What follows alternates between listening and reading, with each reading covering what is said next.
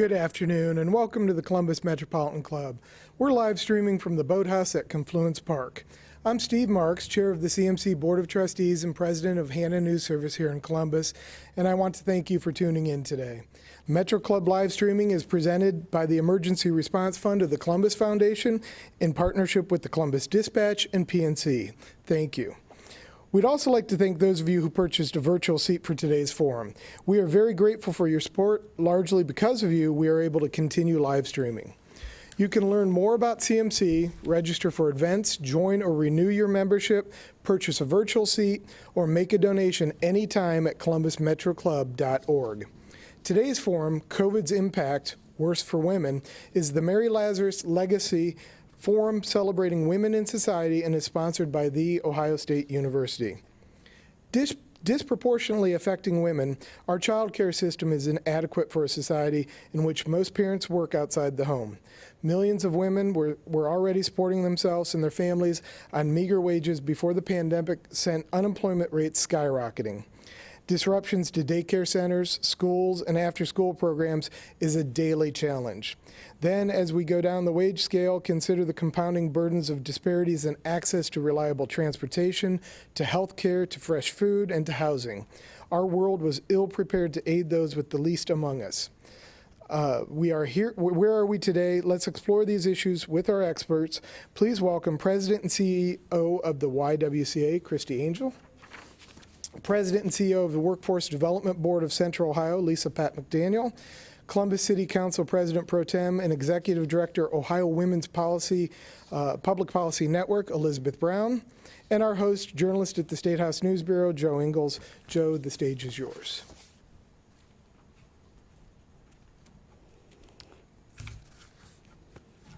Well, thank you so much for having me at the CMC today. I'm proud to be here. So this is a huge topic. Let's go ahead and get started with it. First of all, let me ask you to kind of define the topic for me. Tell me what the problems are and the issues we've seen during COVID involving women. Go ahead, whoever wants to start first. Am I going to go first? Well, I'm going to take a stab at defining what the problems are, Joe. There are a few, and certainly Councilmember Brown and Lisa can both add in here. So first and foremost, when we think about the problems, we think about the sectors or the industries that were initially, shut down, so to speak, when we started this pandemic more than a year ago now today. And so you think about the travel and tourism, hotel, motel industry and sectors. You think about retail establishments, restaurant establishments. Women dominate, right, some of those, those jobs in those fields, in those sectors. And so you have just there, a large group of women who lost employment. And had to figure out how they were going to make ends meet. Of course, things caught up with the recovery bills and the CARES bills with unemployment. But nevertheless, those sectors are among some of the last that are going to return, especially when you look at that travel, tourism, hotel industry, and so forth. In addition to that, to compound, how women, have been disproportionately impacted, you look at child rearing, education, educating our children. Still, in today's society, women disproportionately bear the brunt of they take care of the family. So whether that's an extended family or children in the home, women are, providing that care. And so with that, we saw, just nearly a year ago next week, daycares were shut down.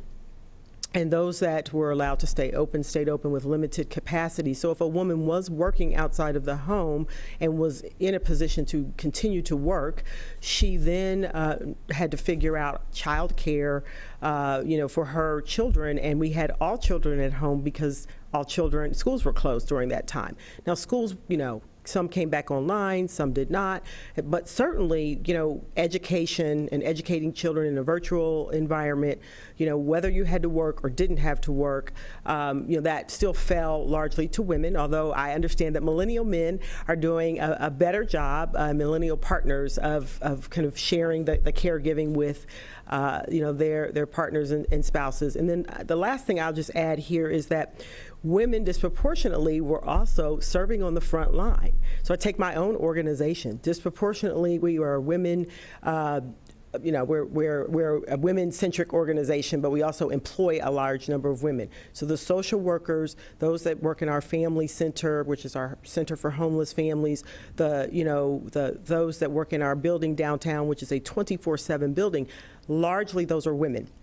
Frontline operations, and so they too had to figure out, how do I now come to work and still manage through a pandemic, which is trauma, which is traumatic, and take care of my family, and navigate all of these things. Yeah, and that's really tough when you don't have the income that you really need to get things done, and you don't feel like you have the support, right? Yes, and Joe, I think we should point out the pandemic has really just ripped the Band-Aid off of problems that we really were experiencing before the pandemic. So I know I had been in lots of conversations about increasing childcare, right? Making childcare more affordable, more accessible, covering times when families were actually working, which sometimes is after 6 o'clock or before 6 in the morning. And so the pandemic just really ripped the Band-Aid off of the things that we were starting to do, and it just made everything more apparent to those who perhaps were not paying the kind of attention we would have liked them to have paid before. And so all those issues affected women then, and so of course when the pandemic hit, it's not a big surprise to any of us that women are bearing the brunt of it. And it's all women, but it's disproportionately Black women, Latino women, women who, all of the things that Christie said, women who don't necessarily get to dictate their own schedules, certainly women who had to step out of professional careers. So it's definitely all women, but some women have disproportionately borne even more of the brunt of it. And Liz, I know, in your situation, you've got small children, and, you've been here, you've seen this. There are the people that you can always count on to help you out with the kids. But during COVID, a lot of those people were older, and a lot of those people were not able to help out with the kids. And that's a challenge, right? Yeah, we talk a lot about care work that women are engaged in, and sometimes it's their employment. The care work is what women are paid to do, and sometimes it's their, what they actually do off the clock, right? Caring for not just children, but parents or spouses who are really dependent on that.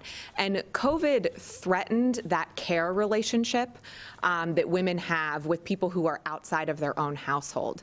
COVID also exposed the very essential nature of the care work that women are paid to do, right? So when, and I'll use myself as an example, but I really want to talk about a constituent and friend of mine, Yolanda, and her story. But I will tell you, when childcare closed and schools closed last year, at the beginning of the pandemic, I had a 1-year-old, almost 2, and I had a 4-year-old.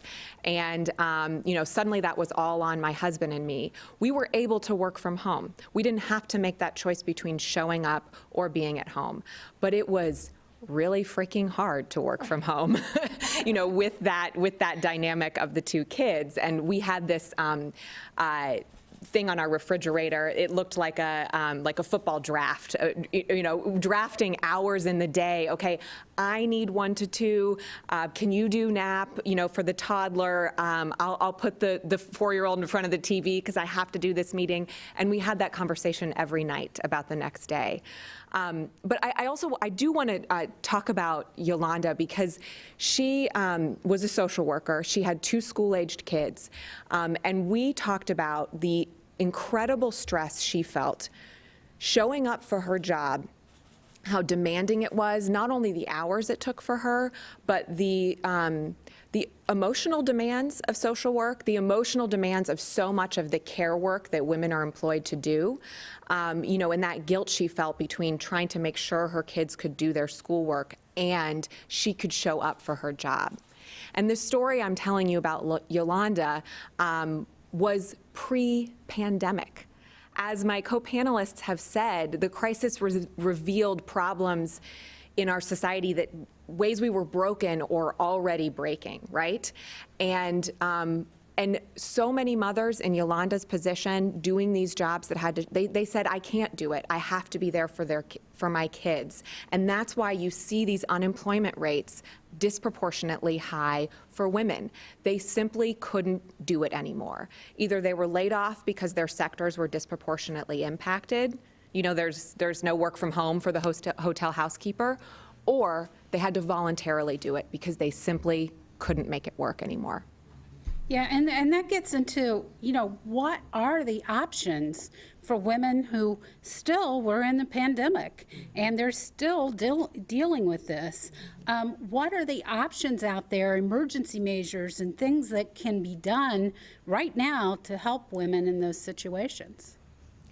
Well, you know, right now there is some assistance, right? If someone is at home and they're unable to work, if they're able to still get unemployment, and there's additional pandemic unemployment that they can draw down. But when those run out, essentially what you have are, they're not just dropping out of employment. I mean, they're no longer reflected in the unemployment numbers. So if you look at the unemployment numbers in Columbus and Franklin County, you know, everybody's touting that they're low. They're low because many of the women are falling out of those numbers and now are reflected in our decreasing labor participation rate, which is something entirely different. But if you have a woman who's caught up in that, you know, we do have rental assistance programs now.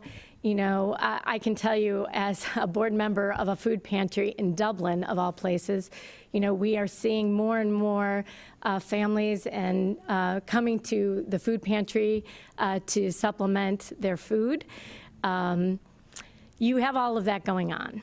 So the great thing about the American Rescue Plan is there are some additional, there's additional help there as far as child care credits and helping to boost child care providers, more assistance with home mortgage and rental payments, extension of unemployment benefits, assuming, again, that a woman has been able to still draw on those unemployment benefits and hasn't outrun those employment benefits. So, you know, I think we've got to focus on what can we do to get those women while they're home to try to engage in skilling up and looking at what the plan will be after the pandemic.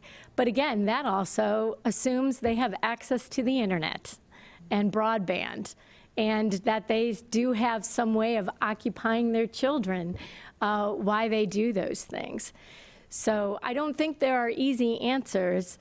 I actually think it gets easier as a pandemic starts to ease and children are in school and we're able to have the capacity for childcare. But that's what I'm seeing on the ground. I'd love to hear what my panelists colleagues are seeing. Well, I agree with you, you know, Lisa, on some of the solutions. I want to, you know, before I talk about a couple of other things, I also wanted to say that Councilmember Liz Brown, you know, started, Councilmember Brown, I just have to say your whole name all the time. Well, it's 2 syllables. Yeah, that's true.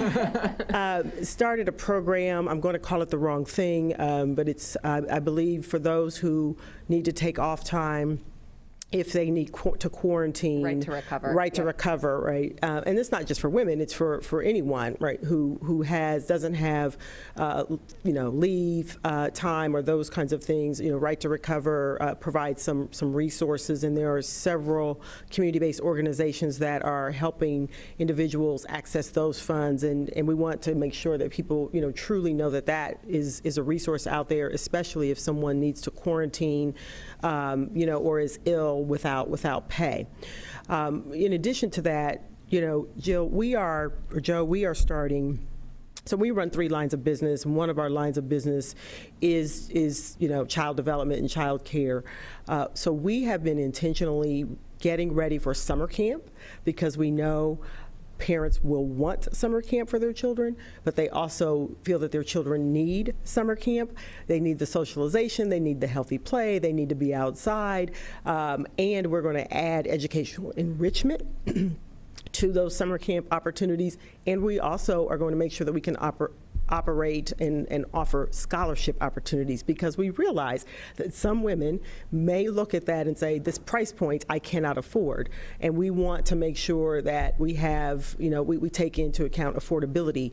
Now this is in the Gahanna, in the Westerville communities where we operate, but the YMCA is thinking of the same thing. I've spoken with their leaders there, and they all believe we need to, because school will be out soon, and so we need to, as the pandemic, we start to ease up from the pandemic and people are being vaccinated and thinking about going back to work or looking for work or working, to increase and improve skills and that kind of thing, that there are options for families for their children during this time. And then, then we move into school and we'll have, before and after school opportunities and those kinds of things. The last thing I also want to remind people about this pandemic in particular, and this is something that Eric Karolak and I talk about from Action for Children, we lost about 16% of the child care programs in this community as of early this year. And so as demand increases, supply may be down. And we also have to remember that many of those programs are small businesses operated by women. Many of those programs are small businesses operated by minority women, largely African American women. Now, not all of them, but many of them. And Eric, will have a report that will come out next week, and he will talk a little bit more about the supply of childcare slots that's going to be available and what we can do about that, and look at some of these numbers as well. Yeah, I want to add to what to this idea of what families need. And Christie mentioned the Right to Recover program, which if you are someone or someone who has gotten a positive diagnosis for COVID and needs to self-quarantine, or you're caring for someone who has a positive COVID diagnosis and therefore you need to quarantine and you're under 150% of the federal poverty line, please call the Columbus Urban League. Our program offers emergency financial assistance to get you through that period. So I want to make sure that I'm giving people those tools to share as well as use yourself if you need. And really that program is based on this idea that in trying to figure out what families need, we so often want to create a program. How do we create the perfect program, that will plug into what families need? And I think it has to do with the American psyche that we can't quite wrap our heads around the fact what families need is money. Right? Families need cash to be able to buy food, to be able to pay rent. And I'll use an example of a new study out of Cal State about diapers. And the researchers talked to women, and they asked actually for parents, but only 3 men volunteered for the study, and they had like hundreds of women, because women are the ones keeping track of how many diapers are needed in their family.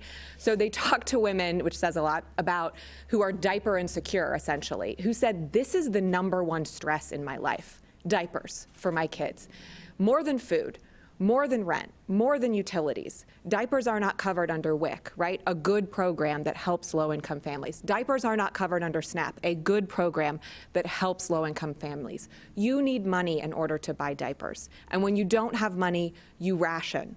And when you have to ration diapers, your child ends up with a urinary tract infection or with severe diaper rash that can lead to infection. And these are very real problems that I think if we bring to the table solutions that help give families just resources, money, we will start to see alleviated. The National Diaper Bank said that there was an 86% spike in diaper distribution to families during the pandemic because so many more families are suffering. And Lisa mentioned, or Christie, I forget, ARP, the American Rescue Package. It is revolutionary what has been done in that package to provide money to families who need it. The child tax credit has the opportunity to be, for children, what Social Security is for seniors, something that is critical and often life-saving, and I hope one day is so normal and commonplace that we take it for granted. The child tax credit is going to cut poverty by 40%, child poverty. It's going to cut child poverty for Black families by half. So I just think that sometimes we just need to get back to the basics about what families need all the time, and especially in the pandemic. You know, I so agree with the notion that there is no perfect program. We don't need to create a super program. We need to make smart investments in the things that we already know work.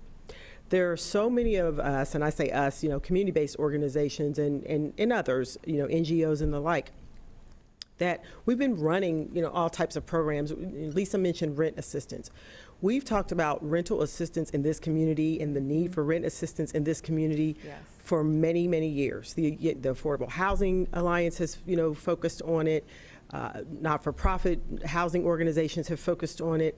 And yet, we could never kind of get the investment that we needed, right? We couldn't quite overcome the, well, how long will they need this? Well, how is it going to be managed? You know, right, trying to go to what I call all the red tape, right? And instead of the red tape, we need green tape. We need green tape programs. We need to just make the investments in the programs that we already know that work with the organizations that are already doing the work. And when you make those investments in the organization, don't forget that it takes people to run these things as well. Like we need to be smart about this. This pandemic has taught us, you know, here are the people that will come together with the programming, the staff and the like, and do the things that we need to do to get people through, you know, one of the most traumatic times of their lives, and one of the most traumatic for me. And so, you know, let's make smart investments in those things that already work when we have the resources now, and we've proved all the points. We have the data, right? So let's just do what we know works, and some of those things that we've been talking about for a long time. And I also think we have to think about equity. And when we talk about equity, you know, there are some things that, you know, for a Black family, Black and brown families, we know, you know, the need for diapers, the need for rental assistance, the need for affordable housing, you know, is exponentially more, just given where they fall on the poverty line in this community. So let's do the things that we need to do to start, you know, dealing with the poverty and so forth, you know, in this community, so that, you know, God forbid we ever have to deal with something like this again. I hope I don't have to see another pandemic. You know, then we will know we won't be in the situation that we are in today, and I include digital equity, you know, as a part of that as well. And I just want to, you know, Liz, what you said, people need cash. And Christie, people need a home. And what we don't do is trust people to know what they need. Because I bet there's people who hear that and say, really what people need is cash. And that is so true. And that in my line of work, which is helping people find jobs that pay a living wage, that gives them the cash to pay for these things, you know, they're probably like, well, we just give people cash. What are they going to do with it? Well, you know what? I think people know what they need. And, you know, when I hear her say diapers, and I remember personally a night where I was home with my children by myself, one was too little, and I couldn't actually run to the store to get diapers. And I'm privileged, okay? I'd have my neighbor come over crying, stay with my children so I could run out. I can't imagine what it's like not to be able to have the cash to buy diapers for my children. So things that we're not even considering up here, we've got to trust people to know what they need. And we got to trust women to know what they need. And we have the opportunity, I think, I know, I don't just think, I know, to stop talking about how we solve these problems and actually do it. And I think that this pandemic, more than any other time in my career, gives us the opportunity to get up, stop talking about it, and do it. And we've got some of the resources to do it that will be coming into this community. and to invest in the things we know that work. You know, you're talking about the resources that we have during COVID, trying to get women back on their feet, but eventually we are going to get out of COVID and we're going to be in a better place, except that some of these things that we're talking about will probably go away. And the underlying problem of not getting enough money to pay the bills, not having enough support, those things stay. So how do you deal with this long-term so that women have what they need on a long-term basis to take care of their families? Yeah. Well, we all have some ideas. Surprise. Surprise. Some of the things we've been talking about for a while, including, how do we keep women from falling, anyone, but how do you keep people from falling off the benefits cliff, right? Why don't we create a benefit slide, or glide instead of a cliff? We've been talking about it for a very long time. And the benefits cliff, essentially, works this way. If I am on, any type of, public assistance, whether it may be childcare, food assistance, perhaps, my health care, and I get to a point where I'm making $15 or $16 an hour, somewhere in that area, which is, what is that, $31,000, $32,000 a year, and it depends on family size, of course. But as my income rises, I lose all those benefits. So now, and I have a friend who is going through this right now. She was in a housing program that allowed her to finish her degree after, experiencing some pretty tragic things in her life. She had one child. She got a job in a corporate America, and she was making $16 or $17 an hour. She lost her housing right away. She found housing for $8 or $9.50 a month for her and her daughter. Now she's expected to pay full freight childcare, which is about $1,200 a month. And she is expected, of course, she has to have a car to drive to work. You have to have a car, you have to have gas, you have to have insurance. So there's another $300-400 or so coming out of her pocket. She now is responsible for her health insurance, which from her company, but that's a monthly amount that comes out of her check. And she it's $49,000. I think she makes about $49,000 a year right now. And to one's mind, that sounds like a lot of money. But when you have to take care of a child, you have to pay for child care, transportation, and in all food, because she lost her food benefits as well. So now all of those things are gone, and they were gone within 60 days. And so she has no ability to ramp up, right? Because as the money's coming in, the money's going out the door. So she keeps saying, I can't save. I'm not even able to save. And she's not able to plan for an emergency. And so, we know, again, this is something we know about. So we need to put resources towards, and resources, it's not just money. Of course, it's money, but it's also policy change.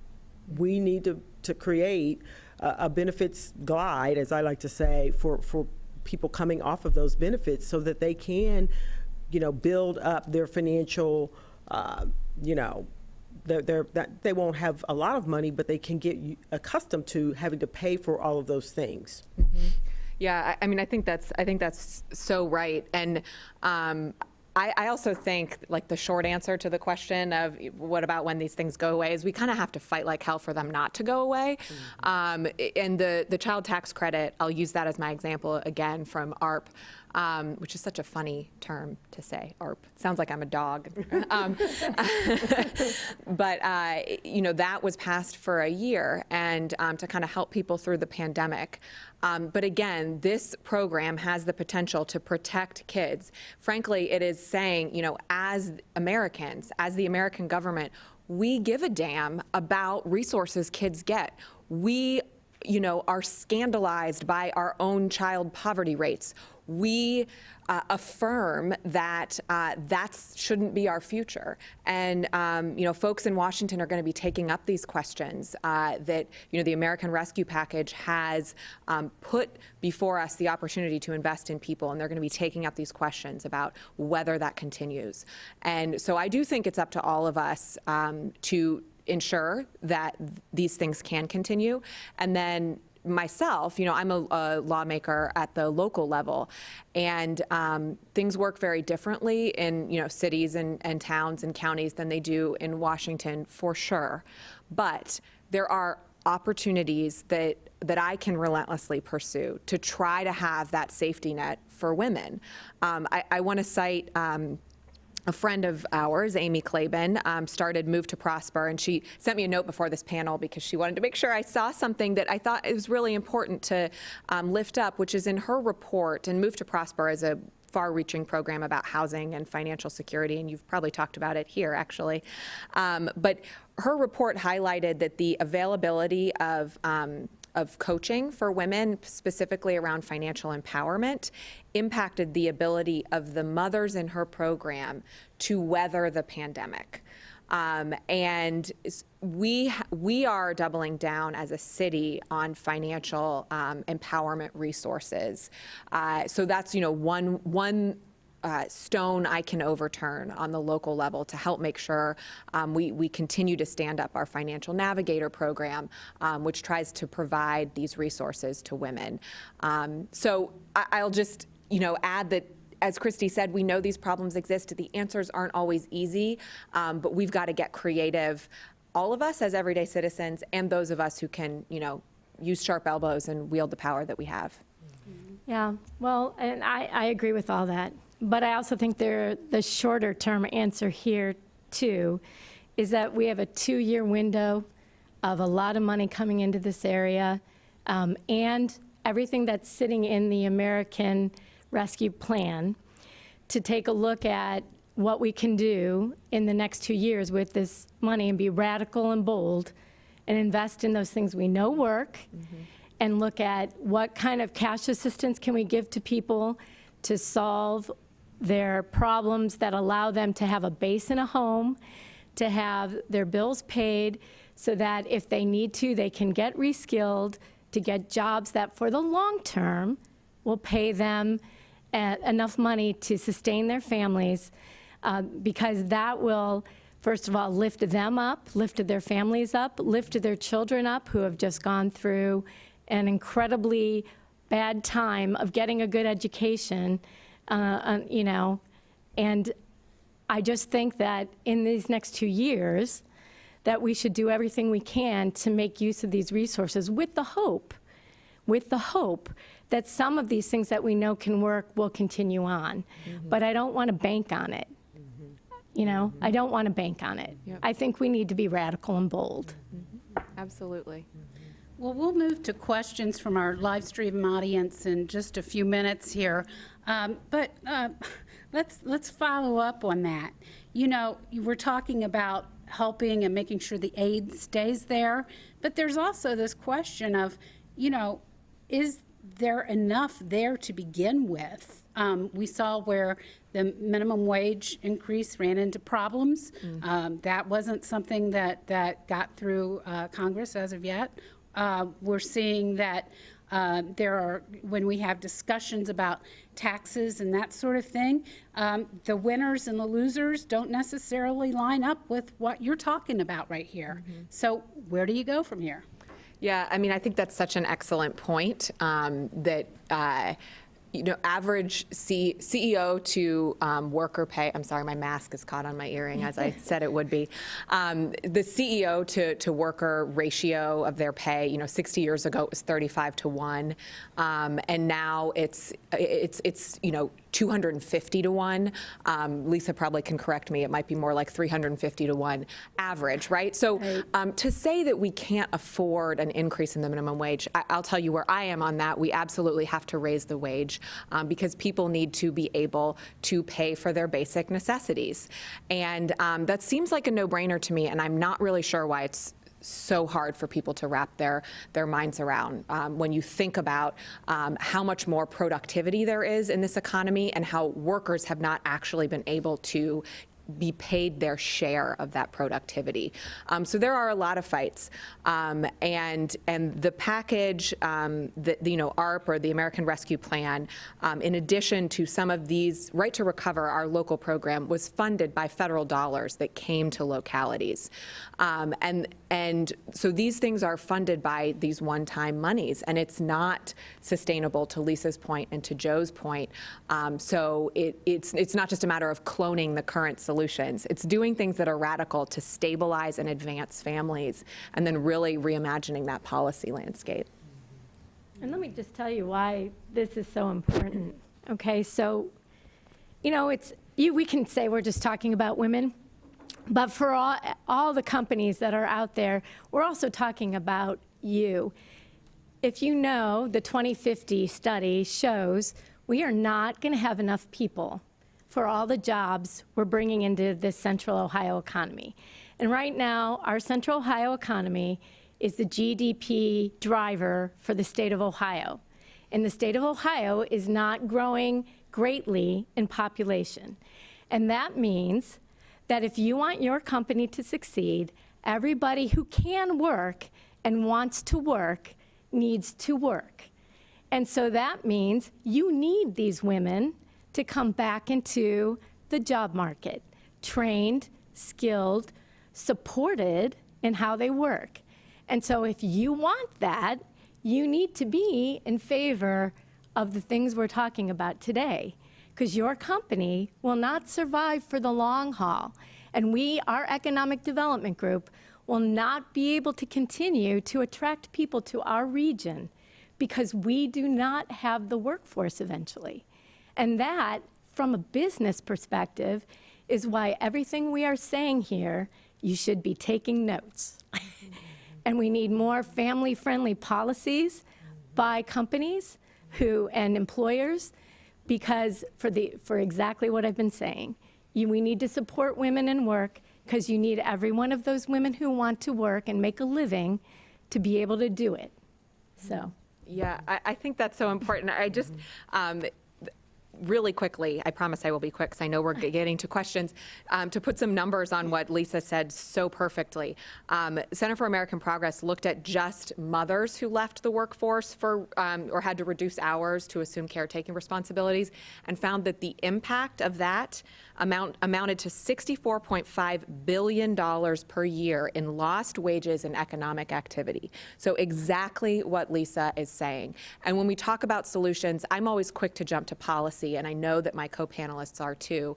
And one thing that the three of us actually have talked about is that it isn't just government policy. There are things you can do as an employer, there are things we can do as governments, and there are things we can do in our own homes. There really are, to help support women. The New York Times had this great headline: "This isn't burnout, it's betrayal," right? We have sort of betrayed women for all of time in terms of supporting their success. Okay. Well, it's the CMC's tradition to take audience questions, and Jane Scott of the CMC is curating questions from our live stream audience. Jane, what's the first question you have back there today? Well, there's quite a few questions that have come in online. Some of the things you've already spoken about, but we might want to just underline a couple things here. Richard Needles, what impact will the new child tax credits have on working families? I know you've talked about reducing poverty. Are there other elements to that besides just reducing poverty? Do you want me? Yeah. So specifically, the child tax credit it has been increased and made refundable, which is really the key piece. So before, the tax credit that you got as a parent with dependent children, you had to claim on your taxes, and it wasn't refundable. So if you didn't make enough to file income taxes, which means you were, really at the low end of the income spectrum, you basically couldn't realize the tax credit. It is now refundable. So families will get, and there is actually a glide on this. The key, I always pick up a few nuggets from Christie Angel. I like green tape program, that's a good one, and the glide. There is a glide on the child tax credit. Single heads of household at $75K and dual heads of household making $150K will get the child tax credit in full, and it's refundable, so no matter what you make, you can get that amount up to $3,600 a year for children under 5. I think it's $3,000 a year for children over 5, up to 13 years of age, I believe. And then from there, it phases out. So this is going to help families at the lowest end reduce poverty, right? And let's trust families to spend their money on the things that they need, because they will do it. And then, as you get up the income scale, this has an economic stimulus effect as well. So maybe you make enough to afford the very basic necessities, but you don't make enough to fully participate in our economy, which doesn't only harm you and your family, but really harms all of us. So I'm really thinking globally about the impact that the child tax credit will have, how it's really stimulative.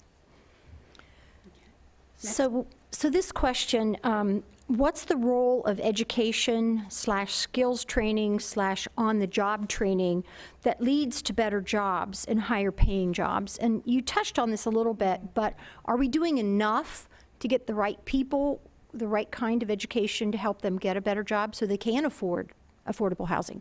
So do you really expect me to say we are? That was a softball lead-in question. What should we be doing? So there's a couple of things. Both locally, we have money to help people pay for education and training. Our Ohio Means Job Center over on Broad Street, and we are serving people virtually now. We partner with the Columbus Libraries, and we'll be doing that more as we open back up so people can access us. In giving people, exposing them to the career opportunities here in Central Ohio, and helping them to determine what kind of training and credentials are right for them to help them get the job they want, and then we actually have assistance. But at a national level, one of the policies we're strongly pushing for is the expansion of Pell Grants. Right now, you can use Pell Grants to help you get college degrees, but we'd like to see them expanded so that if there's other credentials, I think now you can use them towards apprenticeship, actually, but other kinds of credentials that don't necessarily result in a college degree, but are credentials that get you jobs. We spend as much money as we possibly can on training. Right now, we have over 200 people engaged in training, but 200 people in Central Ohio, that's not enough. So additional assistance in providing training, and not just college degrees, other kinds of training as well, is desperately what we need. We need shorter-term credentials that can stack in case somebody does want to get a degree down the road.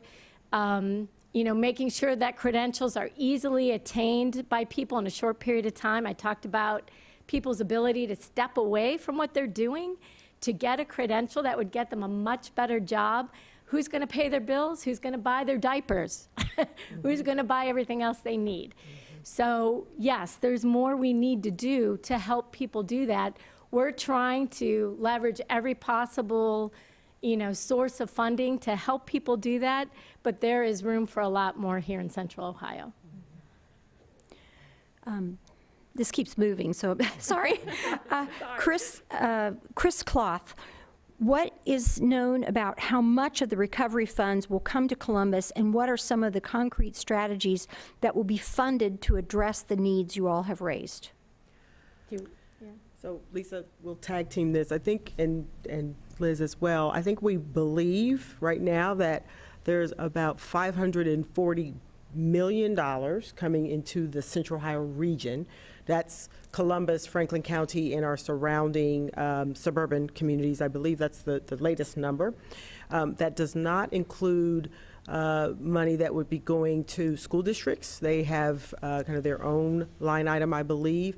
And I'm not sure if there are transit organizations and other organizations that have, line items or not. Yeah, there are some, and the programs we've talked about too, right? The child tax credit Right. and those kinds of things. So Yeah. substantial amounts. Substantial. And And then Mayor Ginther, Commissioner John O'Grady, and Council President Shannon Hardin had the foresight at the end of last year to put together a Recovery and Resiliency Committee. I'm chairing that committee along with 36 or so other citizens and partners, and we are looking at making recommendations. We will be making recommendations later, very early summer, to the county and the city regarding investment strategies. And when I use the word investment, but, programs that should be supported, some of the things that we've talked about today, some of the big ideas that we really need to be lifting up and looking at, so that we come out of this recovery in a resilient and equitable way. And so that work, we're at phase 2 of that work. Phase 1 of that work was really about a learning journey and looking at very specific sectors. So we're not looking at all things, as you might imagine. We're looking at very specific sectors and parts of, and industries, I will say. And if you go to the City of Columbus's website, columbus.gov, and go to the Department of Development, you can find a link to the Recovery and Resiliency work. You can see every one of our sessions that they all started last fall and concluded early this month. And then we will start the phase 2 work at the end of March, and those will all be televised on the Columbus, what is it called, CTV, as well as they will be online. I sound like a commercial today for like all of my partners. As you can imagine, we're all working closely together, and there's a lot of work being done in a collaborative way, which is a good thing about this community. And so, yes, that recovery and resiliency work, you can find it on the city's website and wait for and watch, listen, I would say, for our recommendations soon. And can I just, really quickly, I just want to say, all the burden shouldn't fall on Franklin County and the city of Columbus. And I would urge the suburbs to consider the amount of money they're getting. And this, every suburb has people who could benefit from the things we're talking about. And I would ask you to consider that some of that money, you consider investing in some of these things together. Because we always look to Franklin County and the city of Columbus, but people live everywhere in the county. One great example of something that we can do together, we talk about digital equity and expansion of broadband and the kinds of broadband solutions that are a price point for all to afford. This is something that we can do as a region, and we can band together, not just Franklin County, but in the city of Columbus, but we can bring in our suburban partners and really work together to find a solution to some of the gaps that have been uncovered during this pandemic. And MORPC has started some of that, with local jurisdictions' help. City of Columbus invested in devices and internet access, kind of to get us through this really hard period that students needed that help quickly. But again, the digital equity was a problem before it, the flashing neon sign of COVID-19 made it that much more real. And so they're thinking in the long term, and I've really appreciated the work MORPC's done on that front. Great. Needy Santiani, our new lifetime member, you mentioned there are things we can do in our homes. Please give us your top 3 to 5 suggestions. Sure. So there's this really great, I was talking to these ladies about this yesterday, but there's a really great piece in the New York Times, if you haven't read it. It's called The Primal Scream, and it is a series that the New York Times did about the effect of COVID-19 on working mothers. They actually had a Primal Scream line that was open. It was a number you could call and scream into it, and they advertise this, and I'm a working mother, so I was getting like the advertisements in my feeds and stuff to call the Primal Scream number, which I almost did multiple times. But then because you're so busy, you're like, oh, I mean to do that, and then you never get around to your Primal Scream. Anyway, long wind up to the fact that they really highlighted some of the key components that drive inequities for women, and specifically working mothers.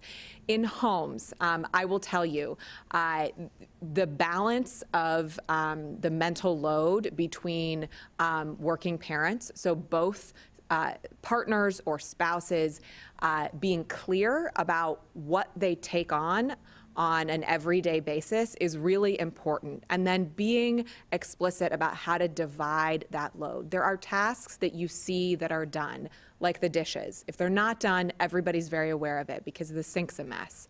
There are other tasks like the health care of your children. In my own household, we have had a stomach bug going around for the last week. And I do all of that health care between, working with the doctor, making sure we've got medicine, doing all of those things. And some of that work is this unseen labor. And so one of the biggest pieces of advice to anyone who's watching and thinking about trying to equalize your own household, make a list with your partner of all the things you do. And that's hard. I actually know that that's really hard to do. I don't offer that lightly. But I do think it's important so that you fully see each other and understand what goes on. And I also think if you're able to be your own advocate in your workplace and talk to your partner about being an advocate in their workplace, it is more acceptable. We just have to be real about this. We all are more accepting of a woman bouncing a baby on her knee or a child interrupting her Zoom call than we are when a man does it. And we've got to shift that paradigm. That stereotype we have in our heads is the reason that men don't take paternity leave even when it's accessible to them. Mm-hmm. Isn't that depressing? Mm-hmm. It's true. Men don't do it even when it's acceptable because there's some kind of social stigma. So those are some of the things that I would offer you. Make sure that both partners are taking the leave available to them. Make sure you understand the load that each of you is taking on and be explicit about it. This question's from Karen Warapa from the United Way of Central Ohio. Maybe some of you know her. It's a long question. I'm going to get to the gist of it. Is there a realistic place for unions targeting female employees or essential workers? And what can your organizations do to maybe study or facilitate this? I can say quickly, I like the question, and I want to tell you one reason why. We talk a lot about the gender pay gap, and that hovers, between 75 and 80 cents on the dollar overall. It's 64 cents on the dollar for Black women and 59 cents for Latinas. I believe those are the current numbers against the white male dollar. We talk about that a lot. You look at union members, the gender pay gap is 98%. Or 98 cents, to the $1. Unions and the act of collective bargaining matters for a reason because it does bring equity and it does level the playing field. So I really like the question. And that was not an answer. So I don't know if either one of you has something you want to add to that, but I think it's really important that we expand access to collective bargaining. Well, I think that it's important for us to be looking at, work with our labor partners, to try and recruit women into their programs. I mean, they have, programs right now that they're running with, I believe it's the Columbus Urban League and maybe Impact, their trade programs where people are learning to become skilled apprentices in the trades and the like. And so they have to be intentional about recruiting women into those roles and into those opportunities. And so, that's a conversation, and those are relationships, right? Relationships with those leaders, bringing women into those natural forums where they can learn more about those programs, and setting goals. I believe in setting goals. That which does not get measured does not get done.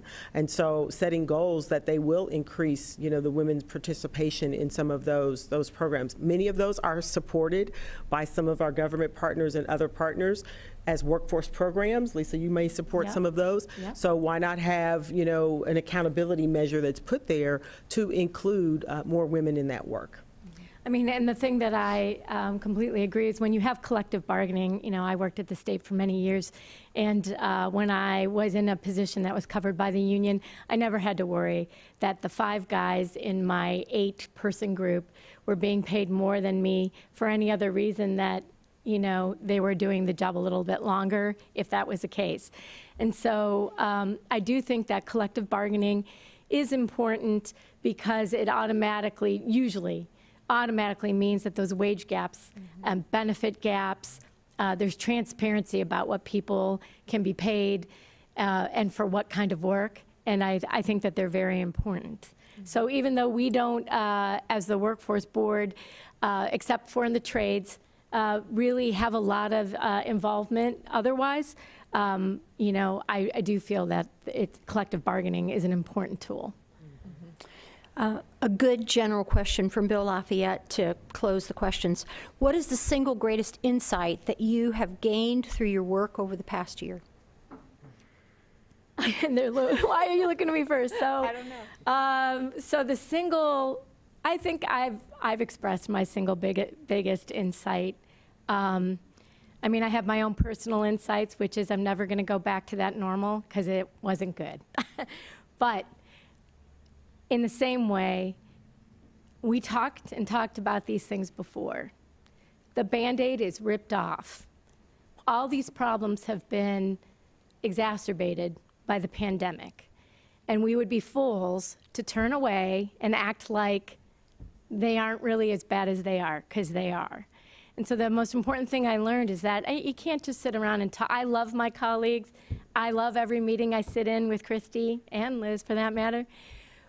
But we've got to get our colleagues to, and not just our colleagues, because it's not just on the government and the nonprofit sector, all of us, to actually do something about it and not let this moment pass. That's what I've learned. Well, that was a good one. I've learned that too. I think the single greatest insight is the gap, the racial gap, right? And how wide it is and apparent that it is. And to Lisa's point, we can no longer just talk about it or, feel it, so to speak. We have to do something about it. I will say for me, on the personal side, my biggest realization is that I love having breakfast with my kids. We were always so rushed before that we never did that, and we do it every day now. It was always only a weekend thing. So there are those little silver linings. But more globally, really the realization for me, if we're talking about gender issues, I read an economist said, the pandemic took a crowbar to the gender wage gap and pried it open. And when you look at the numbers so far, it's actually what they're starting to see is kind of an artificial narrowing of the wage gap, because so many lower paid jobs, which women held, are no longer being counted. They're gone. And so one of the things that I really, actually, this is not just a gender issue, this is global. Like, interrogate the data. That's something that I've really been taught in this pandemic, because all of these challenges we're talking about can look different on a piece of paper than they do, to my friend Yolanda, who's feeling it, experiencing it, or to any one of the people we're providing cash assistance to in the Right to Recover program. We really have to interrogate the data, or we're never going to be bold, solve the problems, like Lisa is saying, and fundamentally reshape our approach to racial equity, like Christie is saying. Excellent. What a great forum. It's what we do so well here at CMC is we bring great panelists, great moderators together, and we talk about important issues. Our forum next week will explore the complex issues of cost, access and policy involved with solving the affordable housing puzzle, which was raised today. Let's recognize the Mary Lazarus Legacy Forum celebrating women in society and thank today's sponsor, The Ohio State University. Thanks also to the Emergency Response Fund of the Columbus Foundation for presenting our live stream in partnership with the Columbus Dispatch and PNC. And thanks again to our online virtual seat patrons.